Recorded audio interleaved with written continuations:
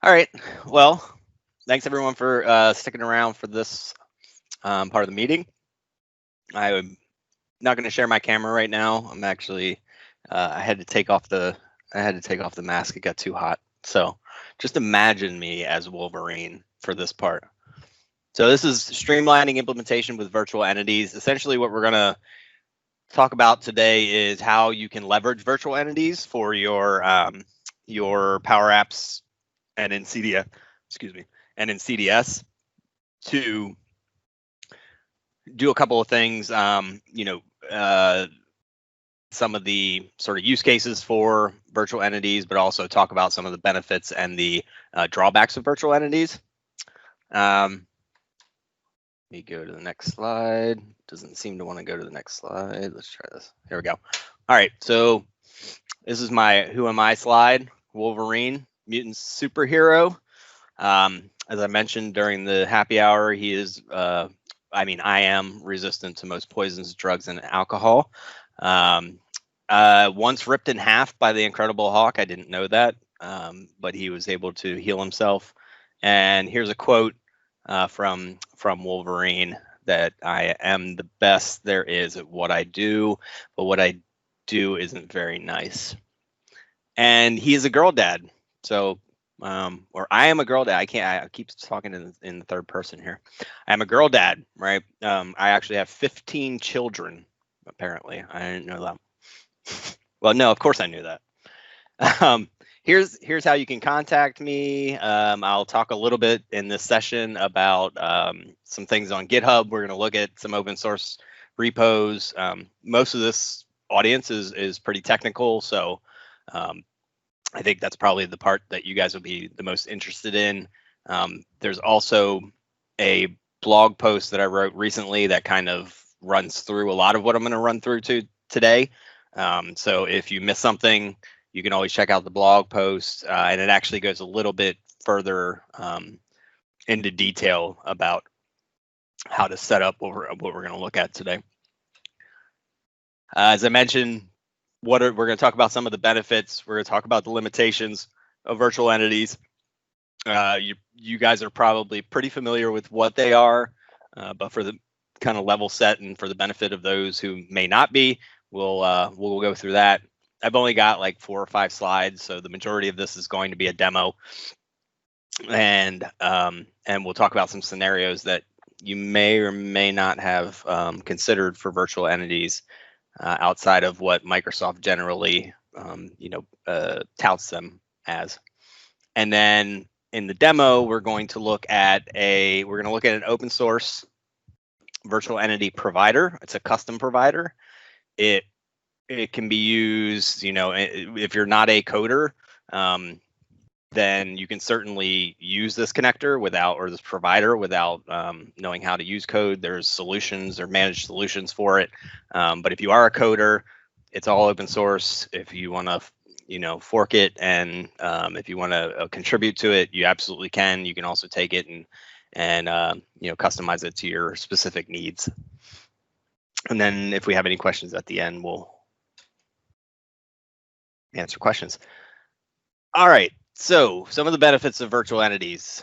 Cost savings is a big one because Microsoft, has gone to a consumption model for licensing. Storage is a premium in CDS and Power Apps, and people want to be able to use cheaper storage. So Azure SQL, for example, which is the demo, we're going to look at an Azure SQL virtual entity provider. So using cheaper storage, it could be, but it may not be Azure SQL. It could be on-prem SQL. It may be a, blob storage, whatever, in the cloud, whatever it may be. You're talking about pennies on the dollar for storage. SQL is a little bit pricey, but it depends on what tier of Azure SQL you use. But you're still talking about a dramatic cost reduction using that sort of storage as opposed to CDS.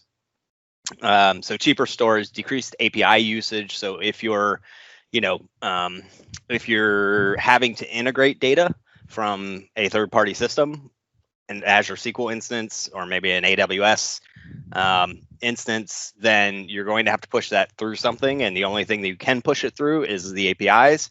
And Microsoft is also charging, per call on the APIs now. So you're going to take a hit there. This will reduce that need to set up that integration. Simpler, and that leads into the simpler integration. No duplication of data, so you don't have to. You can basically source data out of another data source and display it inside of your Power App and surface it to the user without ever having to duplicate that data into CDS. And along the same lines, there's no trigger-based event handling, so you don't have to worry about, every time a record gets created over here, push it into here, and then you have to worry about keeping all those things in sync when something fails. So this is all real-time. Virtual entities are all real-time, sort of on demand. When a user requests to look at something, it will immediately go out to that third party or that outside data source. It will pull back exactly what they're looking for, and it will display it to them in real time. Native functionality, these are first-class entities with some limitations. So you can run flows on them. You can build Power BI reports from a virtual entity. You may or may not want to do that. You may want to do that directly from the outside data source. But there could be some scenarios where you would want to do that, and we'll talk about that when we talk about the scenarios. Fully supported virtual entities kind of grew out of the community. The community was actually building, and the partners out there were actually building virtual entities before virtual entities were supported. Microsoft added support for those later on, but what they were doing was just creating a regular out of the box or creating a regular custom entity and hijacking the retrieve and the retrieve multiple of that entity and filling the returned data with whatever they wanted. And initially, this was the kind of the hack that people were using, and I think Microsoft caught on to that. They said, yeah, that's pretty slick, and we'll put it in there as a supported way of doing things. Reporting and API access. So again, native functionality, first-class entities. You can pull these things into Power BI. You can access them through the API like you would access any other entity, custom entity, out-of-the-box entity, and it will feed you back the data, from whatever data source it's consuming. But there are some limitations, and one of the big current limitations is that they are currently read-only. So there's no create, update, delete operations on a virtual entity. You cannot create a new virtual entity. You can't click the new button and enter some data and save it, and you can't update or delete. However, that's not going to be the case forever. It is coming soon. I think that there's going to be cut operations as well, and and then this I think will grow. The use of virtual entities will grow exponentially when that starts happening, because now you're going to have the full ability to create and update and delete, and not just have read-only data surface in your in CDS. There is no user or team ownership. You kind of have to roll your own security when it comes to virtual entities. It's not going to respect your user's role. They're basically organizationally owned, and if you want to implement your own sort of security, then you kind of have to build in that security when you're doing the queries into the external system and say, okay, this is the user. Does this user have this ability? But you can't own records, virtual entity records. There's no auditing and change tracking. Obviously, you're surfacing data from a third-party system. CDS and Power Apps has no idea when the last time that thing changed was, and it has no idea what was changed or when. So, there's no ability to audit these things. There are limited connectors right now. OData is the one and only out-of-the-box connector, and it's not usually sufficient for a lot of use cases. There's some of the limitations that we'll look at over in the third column limit the OData ability. However, there's some samples out there that Microsoft has published using the OData connector, and they're pretty quick to, if you want to go out and spin one up and kind of play with it, you can. Other connectors require code, so we're going to look at a open source provider or connector. I kind of use those interchangeably, but you would have to roll your own, basically. You'd have to code your own connector if you wanted to connect to something that didn't have an OData endpoint. That being said, it's not that difficult to create an OData enabled web API project in .NET, and you use the entity framework. It kind of handles all of the plumbing for you. And if you use entity framework hitting something like Azure SQL and or some other ADO.NET endpoint, you can actually spin up an OData app pretty quickly, and you could deploy that out to Azure as a web app, and then you could actually use the out-of-the-box connector as opposed to writing your own connector. So either way, you're writing some code, but that's an option as well. And the nice thing about that is that you kind of get, if you build your own OData app, Microsoft handles all of the query manipulation and stuff like that, converting fetch XML into an OData query, passing that off to your app, and you don't have to do any of that translation and stuff, which is kind of the heavy lift there. So that's an option. Additional limitations: it requires a GUID as a primary key. This is true because all primary keys in CDS and are GUIDs, and generally that is a limitation because there's not a lot of systems out there that use GUIDs as the primary key. A lot of times it's just an auto-generated number or an auto-incrementing number, and you would have to potentially manipulate the source to include a GUID as a primary key if you wanted to just use it as is. There's no calculator or roll-up fields, no activity queue or BPF support. BPF support, so you can't put a virtual entity in a queue. You also can't create a virtual entity that is an activity. So there's no, like you can with a custom entity. BPF support, in general, all you're doing is this is read-only data, so you're not really acting on it. You can through flows and things like that, as I mentioned, but I think there's reasons why they didn't extend the BPF support. All right, scenarios for virtual entities. So obviously what we've been talking about primarily is surfacing external data and pulling it from an outside data store, surfacing it in a Power App or wherever you might want to surface it, Power BI. And that's kind of the main idea and the main use case for virtual entities.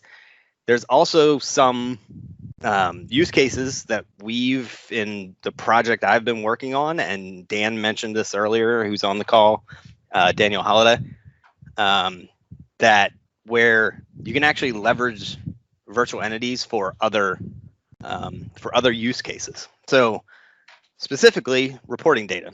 So you've got data inside the system in your custom entities inside of CDS, but you want to aggregate on that data.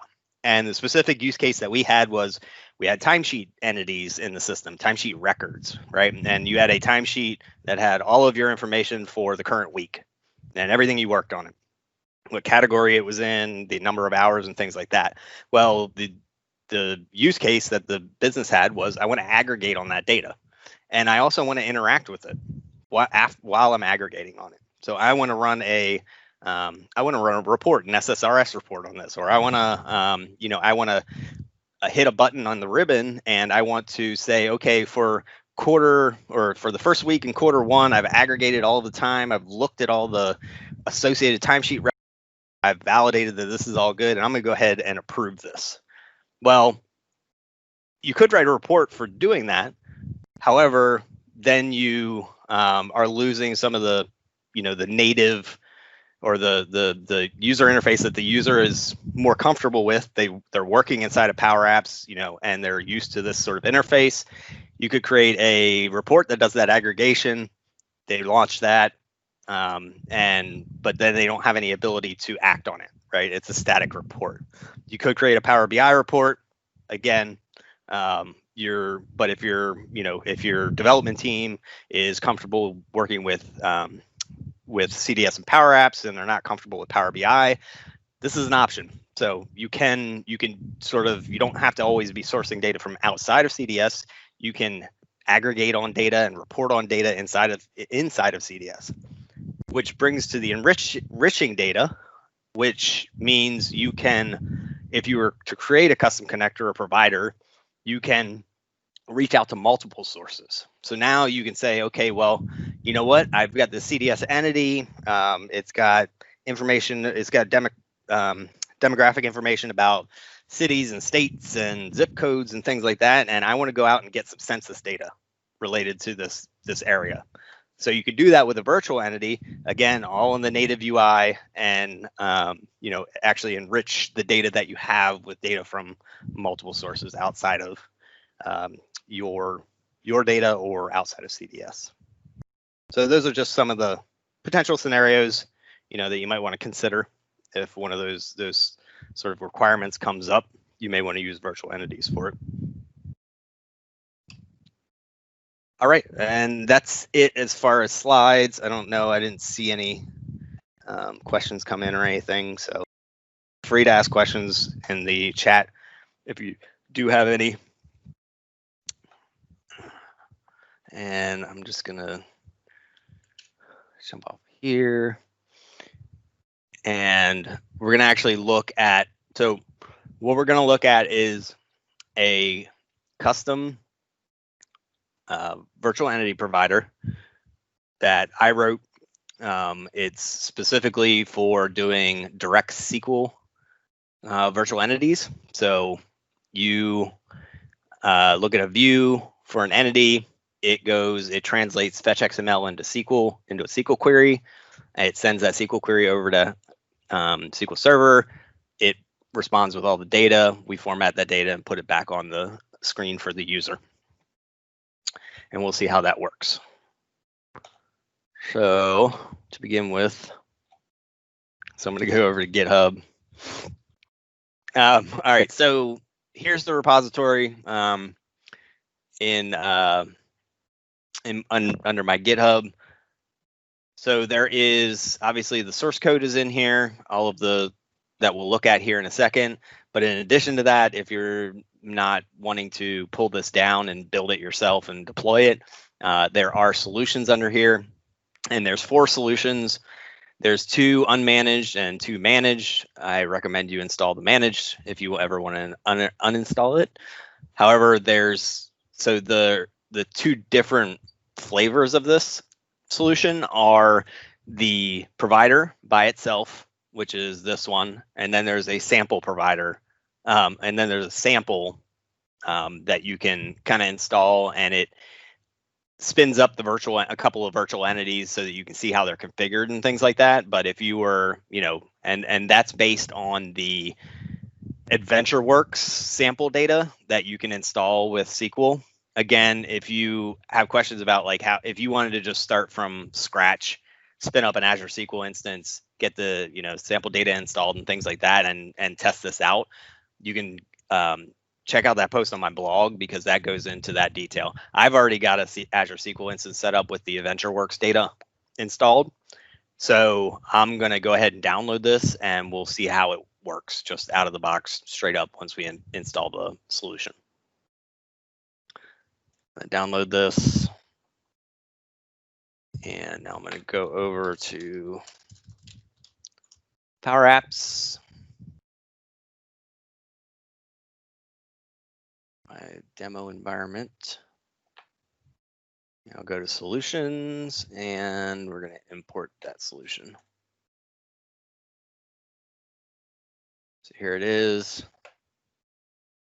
Clicking on next. looks good, and I'll go ahead and import that. All right, so while that's importing, I'm going to jump back over to the code so we can take a look at what this thing does. So this is our data provider.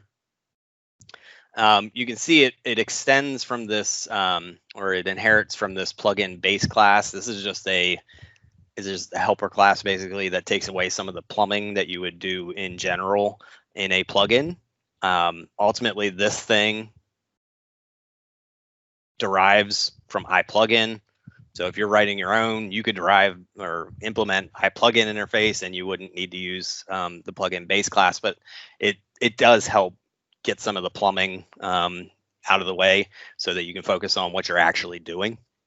And what you're actually doing is, like I said earlier, you're capturing the retrieve multiple message and the retrieve message. So when you run a query, whether it's through the API or if the system runs a query from, hey, Mike. Yeah. Sorry to interrupt. Would you mind making your text a little bit larger? Sure. Thank you. Better. Awesome. Thank you very much. Yep. Right. So, if you're running a query from the API or through the APIs, if you're running a query, or the system's running a query from advanced find when you execute an advanced find or pull up a view, ultimately what happens is a retrieve multiple message gets sent to this plugin. And what comes into that is the query. And that query is one of two things. It is either a query expression or it's a fetch expression. And why that's the case, I have no idea. But in some cases, it is a fetch expression. In some cases, it is a query expression. And it seems like if you do it through the APIs, if you're executing query through the APIs, it comes in as fetch expression. If you're doing it through the front end, it comes in as a query expression. I think that's just a weirdness of the platform. So, but anyway, what we're doing is pulling off that query, and then we're ultimately, if it's a query expression, we're converting it to a fetch XML. All good. So what we end up with is fetch XML. Now, what we're querying against is Azure SQL, and Azure SQL doesn't know what fetch XML is. So in order for us to query against Azure SQL, we have to convert fetch XML into a SQL statement. And unfortunately, Microsoft doesn't provide us a way to do that. They're doing it somewhere on the back end.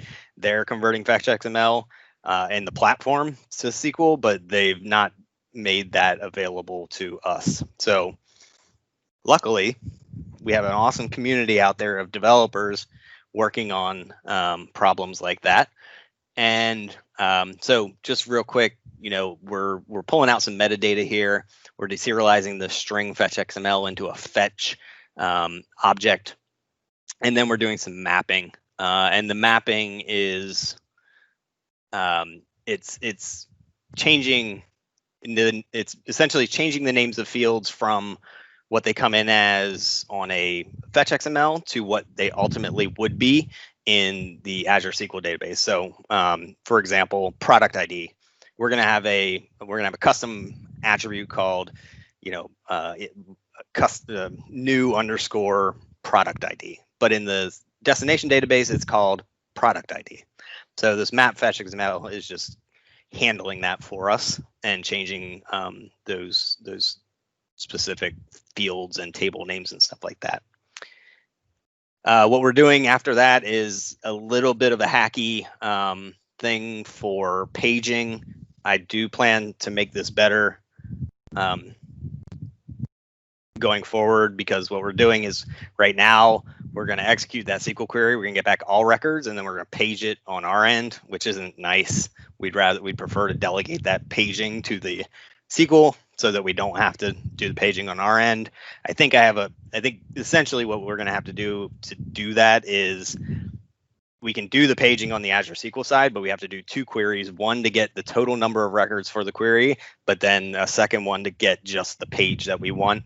And I don't know which is better. Well, I do. If you're bringing back a couple million records, then obviously, you'd want to do the paging on the SQL side, and the two queries wouldn't give you as much a hit. But anyway, I digress.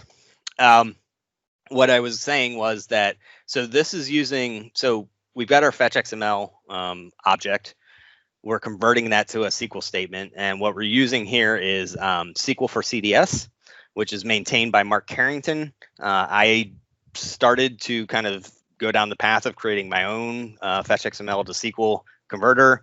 Realized somebody told me that Mark Carrington has one that's already up and running and it works great. And so I reached out to him, and he did a ton of work to get it to work with this. So I got to give him a lot of credit on this in general. He not only he made it a code only repo that we could include, and he did a lot of stuff with like date time comparisons and operators and stuff like that made this really robust. So after we convert it to SQL, all we're really doing is going out. We're doing a little bit of mapping here again, and then we're getting the entities from SQL. We're executing that statement against SQL, pulling it back, and then what we return is a business entity collection. So pretty straightforward. Not a whole lot here going on here. There's a lot behind the scenes potentially, but ultimately you get a query. You need to find the data associated with that query, and then you return a collection of entities. And these are entities, SDK entities, just like any other. You're just mapping the fields to the attributes. If we go up to the retrieve, this is much simpler because we don't have to worry about the query in this case. This is getting one record back. So previous one, retrieve multiple, is when you open a view. Retrieve happens when you double click on a record in that view and it opens up the form. So all we're doing right now, going out, selecting from the SQL table, doing get entities from SQL again, and then just returning a single entity as opposed to a collection of entities. Any questions on that? And it's a lot to cover. So that's pretty much it as far as Visual Studio goes. I'm not going to go into much more detail about this. I do think it's a good starting point, even if you were to get rid of the whole SQL thing and you wanted to create your own provider for some other, like a AWS container or something like that. This solution, this sort of architecture that's in place here is a pretty good place to start if you wanted to. Just a little plug there. Okay. All right. So our solution imported. We're back in the front end, away from the code. We've got our sample app installed. And if I just go, well, before we do that, let's look at what's inside of here. All right. So, okay. So the first thing to notice, we've got this plugin assembly, and that's basically just what is built when you build this project is that plugin assembly. We've got a sitemap and a model-driven app up here that we're going to look at. We've got an entity data provider, which is when you essentially register these, you have to register it through the plugin registration tool that comes with the SDK. You can't register this using like the XRM toolbox plugin registration tool, but it creates it creates a few things where you have to configure, you register the plugin, then you configure the provider, that creates a source, and it also creates an entity, which is kind of weird. This is like some sort of special entity that comes with virtual entities that you use to configure your provider. And it's interesting because it's, like a custom entity that you would create. You'd create it, you'd import a solution, right? And when it would be created on the other end, there'd be no records associated with it. Well, what's interesting is that this thing actually, when you import the solution with your custom provider in it, it creates an entity record in the CDS instance that you can use to configure your provider. But I don't know. I don't know what the backend plumbing of this is or why they chose to do it that way, but essentially that's what that is. And then the other two things we have is a product and a product category entity. These are our virtual entities that get installed with the sample app. Somebody have a question? Nope, just somebody new joining. Oh, okay. So yeah, so these are the two kind of sample virtual entities that we'll look at, and they're pre-configured. If you don't install the sample and you just install the provider, these two don't come along for the ride, and obviously the app and the sitemap don't come along for the ride. So you just get the provider when you install the other one. Okay. So now if we go to apps, we'll see our Azure SQL product catalog sample. If I launch this, it's going to fail immediately. Let's watch it fail together. Well, okay, maybe not immediately, but it's going to fail. It's going to fail after I log in.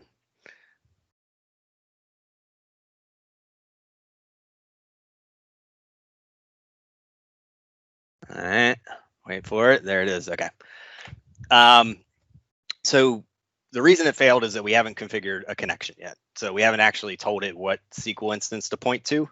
And one thing to note is that back in the day when we had the legacy UI, a lot of times you would get a nice kind of pop-up here, or not a nice pop-up, it's an ugly pop-up, but it would say, download error.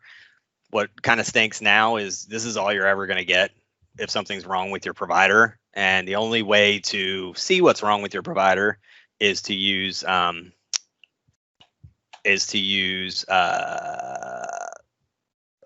tracing. So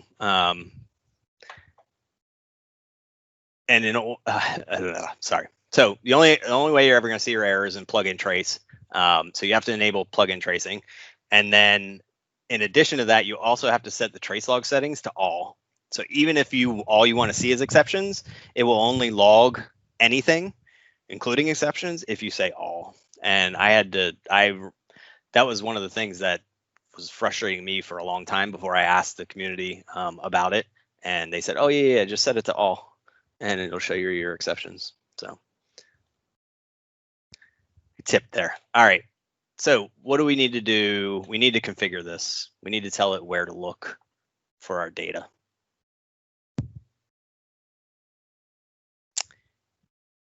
And to do that, we're going to go back to that strange entity that gets created when you import this solution called SQL providers. And if I hit results, look at that. There's already a record in there. It's very strange. I wish they'd figure out a way to do that, like bring data over for other custom entities with the solution. But anyway, we created this SQL provider configuration. The reason it's an entity, I think, or the reason they created it as an entity is because you can add as many sort of configuration values to this as you want, and you add configuration values to it by just creating new attributes for it. So like I created a custom SQL connection string attribute for this provider. You could have, any number of other attributes here that are required or not required. They could be integers, whatever you want. And I think that's why they went down that path. It was to give people the ability to create their own configuration entities. So I only have one for this. All it is SQL connection string. Paste that in. We'll hit save and close. And now if I come back here, it may fail again initially because I haven't hit the SQL server in a while, and I think it times out sometimes.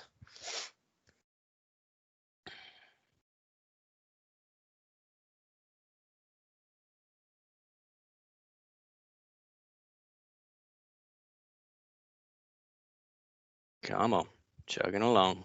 You can do it.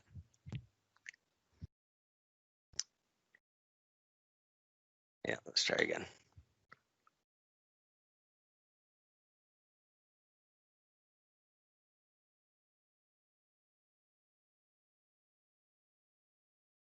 Huh.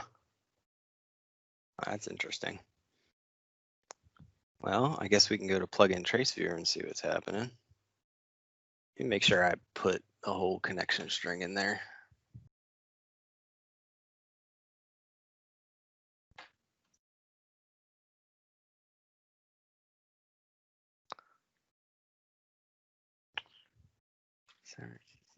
False connection, timeout, that looks right.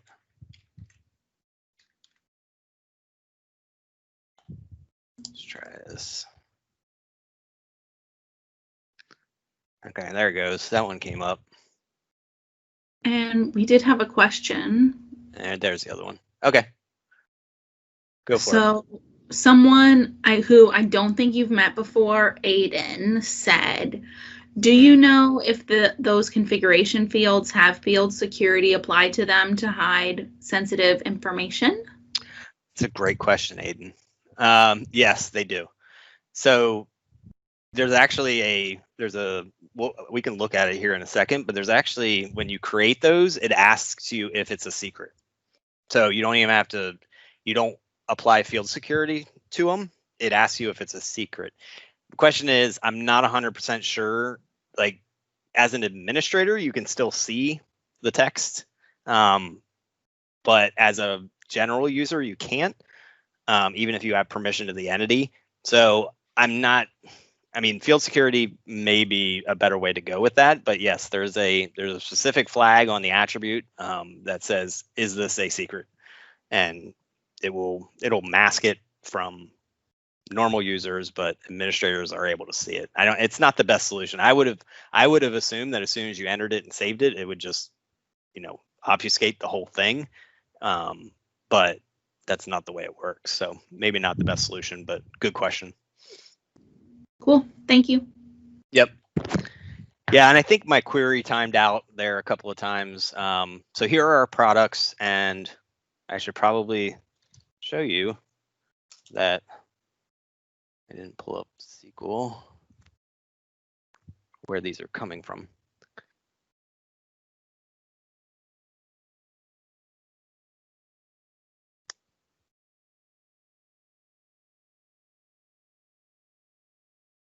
Yeah, I know we got about 10 minutes left here, so as soon as this pulls up.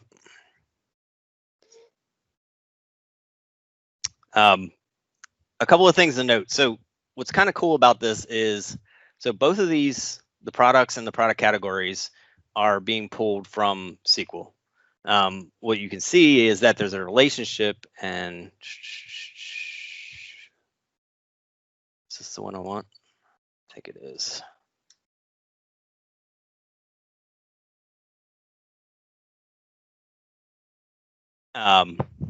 There is a relationship in the Azure SQL database, and there's a foreign key to the product category from the products, and we're actually handling those relationships automatically within this virtual entity provider. So that's kind of cool. That's a little bit of, I'll talk a little bit more about how we did that. I mentioned earlier that, sorry, let's just open up this products table. So I mentioned earlier that for virtual entities, they have to have a unique identifier or a GUID as their primary key. But the provider that we created, or that was the SQL virtual entity provider, actually handles primary keys other than GUIDs. So it will handle a numeric field like this, and it can actually do an interpretation from a numeric field to a GUID so that the platform is happy with it. And you can specify when you do your mapping of your virtual entity, you can actually specify a field other than a GUID as a primary key. So that's kind of nice.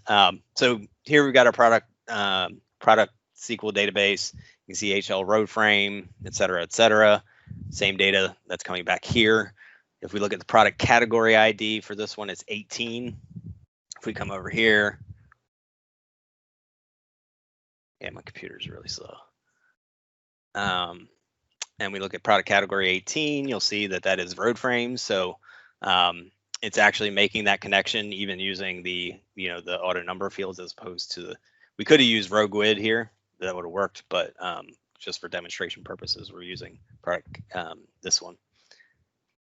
That's pretty cool. You know, that's when this view loads, it's executing our retrieve multiple.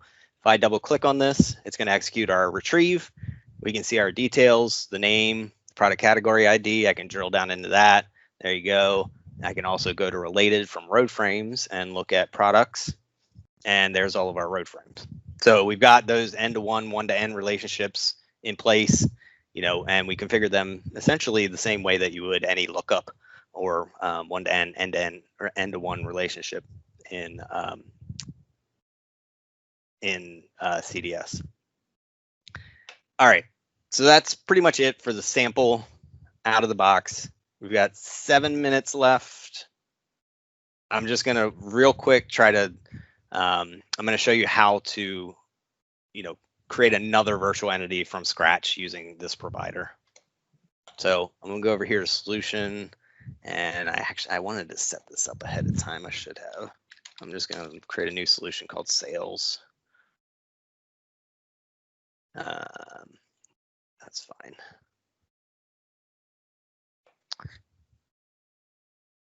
So I've got my sales solution. I'm going to create a new entity. Now, the first thing I'm going to have to do, like you always have to do nowadays, is switch to classic. You can't configure virtual entities yet in UCI. So now let's go new entity. All right, and so I've got a table over here called, I've got a table called sales order header. So I'm going to create a sales order virtual entity based on sales order header. It's fine. I'm going to mark it as a virtual entity. You can see as soon as I do that, the ability to do ownership goes away. There's my virtual entity. There's my SQL provider that we installed when we installed the solution. You do need to specify the prefix if you have a, I always, it's not a namespace, it's a, I always zone on what that's called in SQL, but anyway, you do need to specify this. Oh, it's a schema. I think it's because, yeah, it's the schema. You have to specify the schema ahead of the table name. So these two can be the same. This is really here because like OData in particular, there's a different name for the collection than there is for the thing you're looking for. So that's really why that's there, but these can be the same. For the primary field, I would like that to be, and this can be difficult as well sometimes, is figuring out like, you know, the whole primary field thing, like what makes the most sense in my data to make the primary field. Well, it's not any of those, but okay, maybe, oh, here you go. Sales order number, purchase order number, maybe. I don't know. Let's make a purchase order number. And what I'm doing is just mapping, you know, external name. You're creating your internal name here, and then you're setting your external name mapping. I'm gonna save that.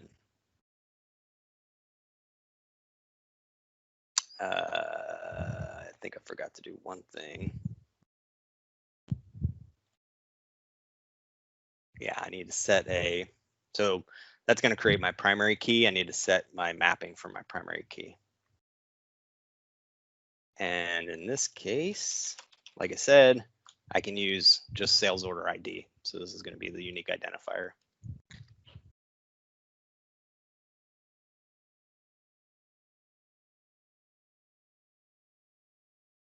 That looks pretty good. And let's give this a try. Just see if this works.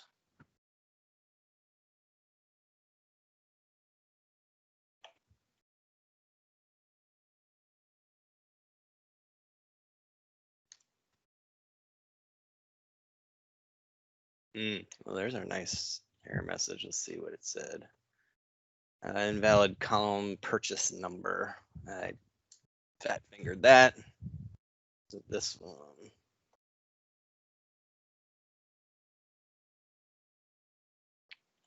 Let's purchase order.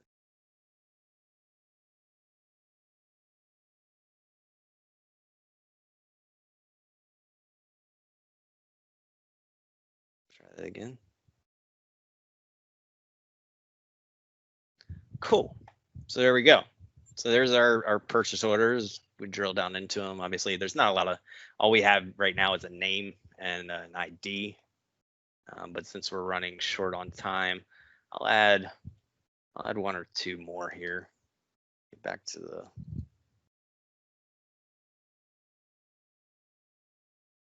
Sorry, I lost my place. Here we go. All right, so one of the drawbacks, again, of virtual entities that I didn't list earlier is that you can't map things to a currency field, which is kind of stinks. You can only map to a decimal field. So if I want to put total due on here, I actually have to map that to a,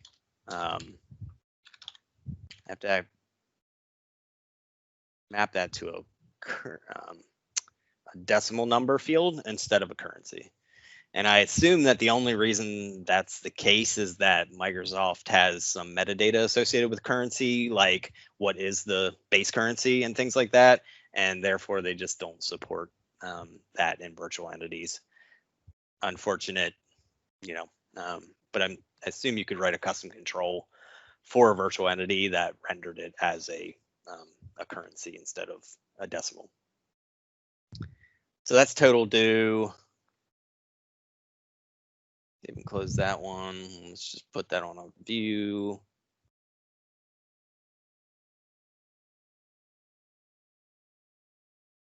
Sales orders. There we go.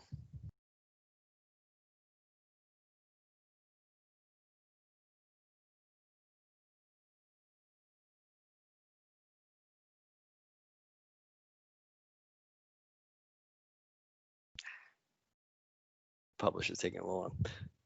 Okay. Is there any questions? That's really all I've intended to show. If this ever finishes publishing, you can use your imagination. You'll see another column here that says total. But yeah, that's really all I wanted to show. And if there's no questions, then I'll hand it back to Kylie. Like I said, here's some of the links to what, you know, the blog post that I mentioned, my GitHub. Obviously, if you have any questions, you know, feel free to reach out on Twitter or anywhere else where you guys can get a hold of me. All right, come on, do it.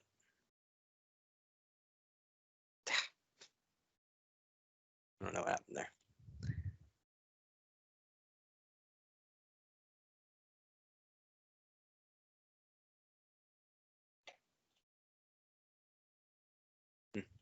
Weird.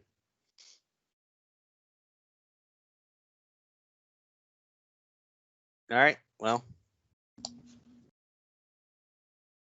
what else we got, Kyle? I don't have any other questions coming in. Okay. Just people saying thanks. Cool. And if someone has to drop. There All I have left. It worked. Oh, perfect. Oh, and the sorting and stuff works too, so that's nice. You know, obviously we want that. All right, I'm done.